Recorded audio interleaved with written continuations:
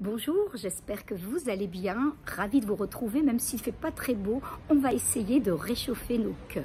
Aujourd'hui, j'ai envie de voir avec vous, en fait, un sujet qui me tient beaucoup à cœur. Nous reprenons le train de la rentrée et beaucoup d'exigences nous attendent, que ce soit des exigences personnelles, des exigences familiales, des exigences professionnelles, relationnelles.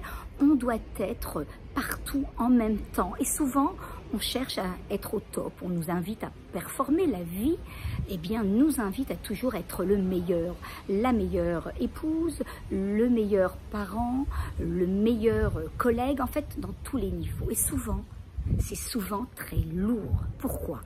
Parce qu'en vérité, nous avons été constitués à la base avec une dimension qu'on appelle le choix et la liberté. Nous sommes des êtres de liberté. À la naissance, le ciel nous a remis ce qu'on appelle ce libre arbitre, le fait de pouvoir choisir telle ou telle voie, mais pas être en fait contraint à rester et suivre un petit peu ce que nous invite la société ou ce que nous demande d'être l'entourage. Et pour pouvoir évoluer avec davantage de liberté, d'aisance, de fluidité, il va falloir avancer en sachant qu'à tout moment, j'ai un choix, être capable de faire ses choix et pas se retrouver souvent devant une impasse où on exige de moi de plus en plus. Et pour cela, je vais vous apporter en fait les travaux d'un homme qui a essayé d'expliquer qu'est-ce que sont en fait les exigences et les moyens que l'on peut retrouver dans la vie. Vous avez une pyramide, imaginez-vous une pyramide devant vous où à la base, on va dire, sont posées toutes les exigences que la vie nous demande, les exigences que je m'impose à moi-même. Et ça, c'est un peu la base du quotidien de chacun. Et tout en haut de cette pyramide, nous avons ce qu'on appelle les moyens. Et souvent, ce qui est très difficile, c'est que la vie que l'on s'impose est bourrée d'exigences, bourrée de contingences, d'obligations à laquelle on doit faire face. Et parfois, c'est trop. Je ne sais pas si vous êtes d'accord avec moi, des fois c'est trop. Eh bien moi, ce que je vous invite justement, c'est au quotidien à pouvoir renverser cette pyramide. C'est-à-dire tapisser votre base de tous les moyens qui s'offrent à vous et mettre tout en haut de cette pyramide les exigences qui sont là, de toutes les façons, nous en avons de toutes parts, qui sont là.